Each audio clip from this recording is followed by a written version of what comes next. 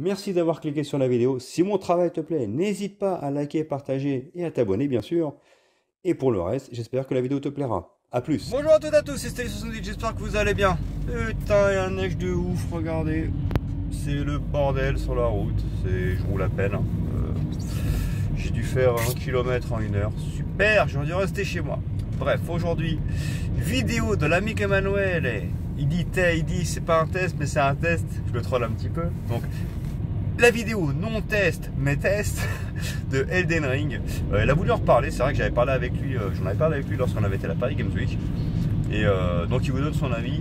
Moi, je persiste encore à dire que ce jeu a quand même une caméra exécrable, ça fait péter un plomb par moment, tu meurs souvent à cause de la caméra et c'était déjà les défauts qu'il y avait dans les anciens From Software, mais je pensais qu'avec celui-ci ils auraient un petit peu modifié le truc, mais mine de rien voilà, c'est un jeu qui, il est vrai, garde cette qualité artistique absolument incroyable, il a une vraie patte artistique, une vraie direction artistique, même si sur le plan technique pur, il reste assez correct, sans plus, mais c'est vrai que c'est un jeu qui offre vraiment quelque chose d'à part au niveau des jeux, même si moi je reproche le fait que, comme je vous le dis, cette caméra capricieuse et qu'il y ait beaucoup trop de boss, beaucoup trop de boss. En fait, t'as l'impression que tu passes ton temps à affronter des boss. Et moi, c'est une chose qui m'a déplu. Voilà, tout simplement. Après, c'est mon avis personnel. Je respecte totalement l'avis d'Emmanuel et des personnes qui l'ont aimé. C'est d'ailleurs pour ça qu'il a été GOTY. Voilà tout. Maintenant, j'espère que la vidéo vous plaira.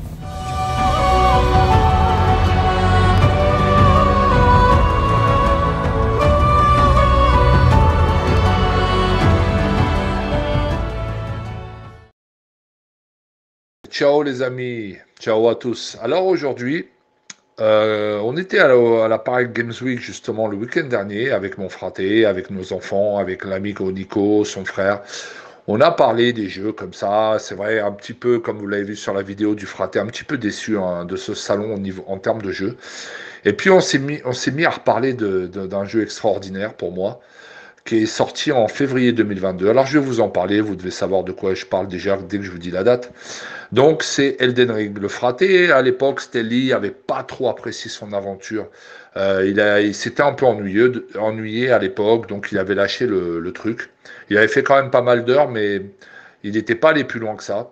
Alors moi je vais vous parler de ce jeu aujourd'hui parce qu'il a envie de lui redonner sa chance et je pense que d'autres personnes qui ne l'ont pas fait auront envie, j'espère, après m'avoir écouté, de faire ce jeu, pour ceux qui ne l'ont pas fait. Voilà, j'espère réussir à convaincre des gens de jouer à ce jeu extraordinaire. Alors Elden Ring, c'est un RPG action à la troisième personne, développé par From Software. Comme vous le savez, pour ceux qui connaissent cette boîte, From Software, c'est des jeux qui sont connus pour être difficiles. Difficiles dans leur approche, difficiles dans le combat de boss, même parfois difficiles en combat, même contre certains mobs qui paraissent à première vue faciles. Donc, ce Elden Ring, pour moi, il est à la portée de beaucoup de monde. Voilà pourquoi, à mon avis, ce Elden Ring a fait un carton. Parce que From Software a su attirer les gens qui n'avaient pas l'habitude de faire ces jeux un petit peu rebutés par la difficulté. Et je dois vous dire que pour moi, c'est Elden Ring. J'ai fait Demon's Souls, qui est incroyable aussi, mais beaucoup plus difficile pour moi. J'ai fait ce Elden Ring en me disant, est-ce que je vais aimer? Parce que beaucoup disaient que ça allait être difficile, machin. Donc je me suis dit, on va quand même le faire. Et puis je me suis rendu compte. Alors je vous dis tout de suite, hein, j'ai fait les 3 fins du jeu différentes. Et pas en une sauvegarde. Hein. J'ai fait vraiment 3 parties. J'ai fait tous les succès. Évidemment, quand j'aime un jeu, j'essaie de le faire à fond, de faire toutes les quêtes annexes. Et puis évidemment, j'essaye, hein, je dis bien j'essaye de faire tous les succès. Donc j'ai eu tous les succès du jeu. Et je peux vous dire, dès le départ, que en farmant, en choisissant le personnage qui convient le mieux à son style de jeu, pour moi c'était corps à corps. Donc j'avais pris un samouraï avec le saignement.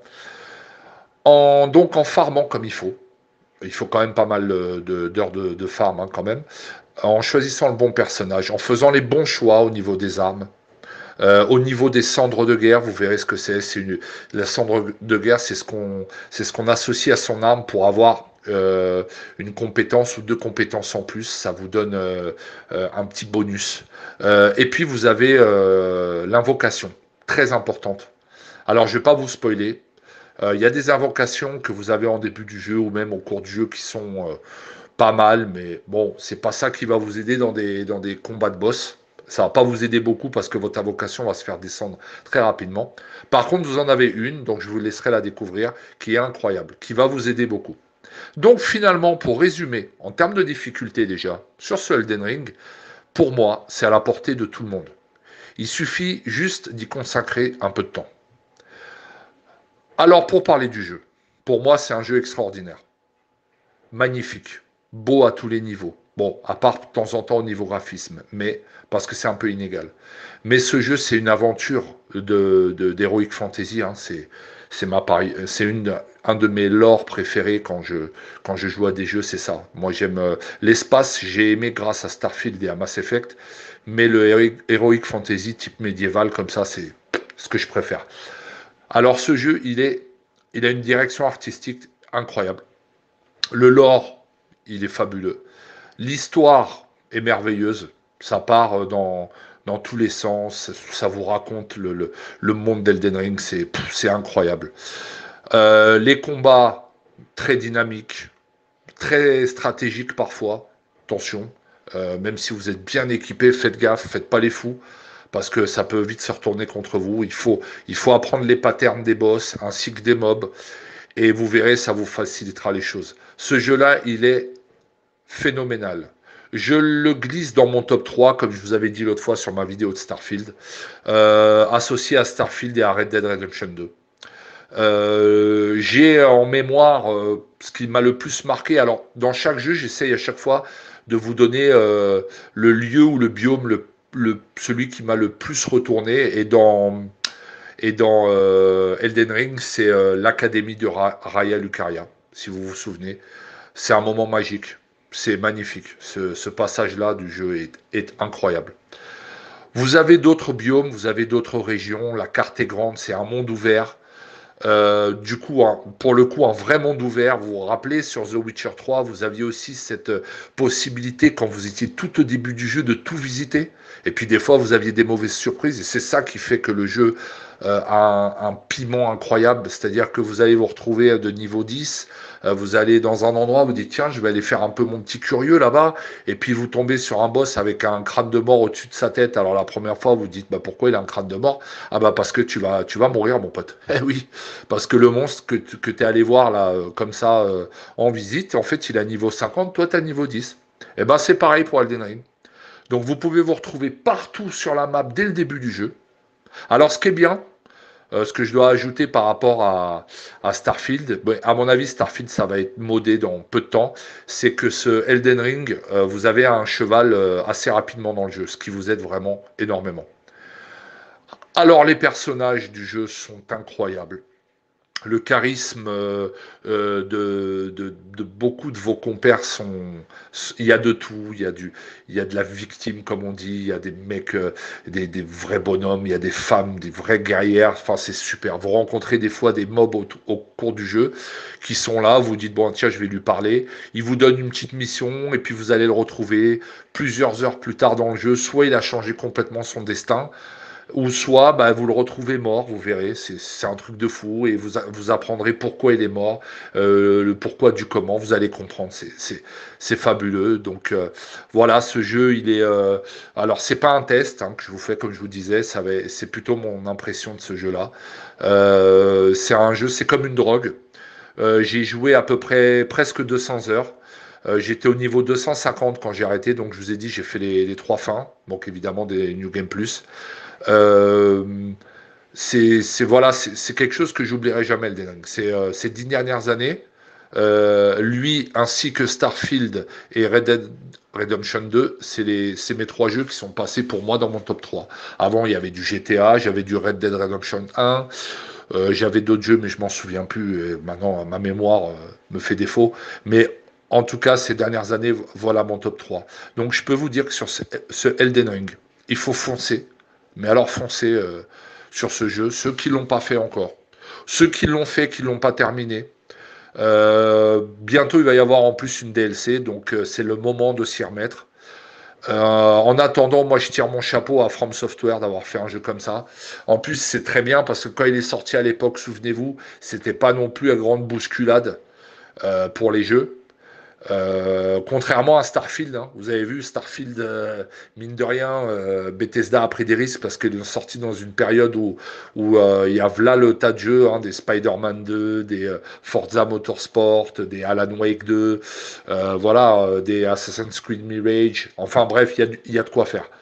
Et ce Elden Ring était sorti à l'époque comme ça. Tout le monde l'attendait quand même, hein, donc il n'a pas déçu évidemment, au contraire. Tout le monde parlait de ce jeu et vraiment c'est tout sauf une déception. Au contraire, c'est un jeu magnifique, une histoire magnifique, des combats dynamiques. Alors effectivement, des fois, des petites inégalités en termes de graphisme, des petites chutes des fois de framerate, mais c'est pas non plus ouf. Le 30 FPS en général euh, ne bousille pas les yeux, on va dire. Hein. C'est pas scandaleux, hein, de temps en temps évidemment, mais vous savez, pour des mecs de notre génération, moi j'ai bientôt 50 ans, c'est pas ça qui me dérange le plus. Moi, ce qui compte dans un jeu pour moi, c'est l'intérêt. Si vous voyez dans les années 80, quand j'étais sur du Amiga 500, du Atari 520 STE ou STF, eh ben on avait des jeux qui étaient vraiment pas beaux des fois, mais alors ils avaient un intérêt et puis on y jouait pendant des centaines d'heures. C'est ce qui m'est arrivé sur le jeu Pirate, pour ceux qui connaissent Defender of the Crown ou Iron Lord. Des jeux ou Moonstone, pour ceux qui connaissent, un jeu fabuleux, Barbarians. C'est des jeux pour lesquels on a joué pendant des centaines d'heures.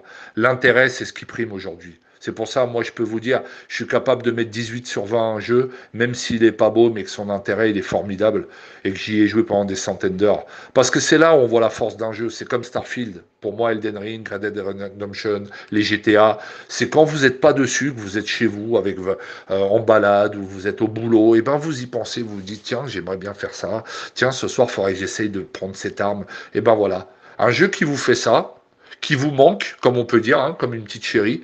Il vous manque quand vous êtes au boulot, vous êtes ailleurs. Vous vous dites, bah, tiens, bah, j'ai envie de. Putain, merde, j'ai envie de m'y mettre et tout. Bah, ça y est, le jeu a gagné. Pour moi, c'est ça. C'est ça un grand jeu, les gars.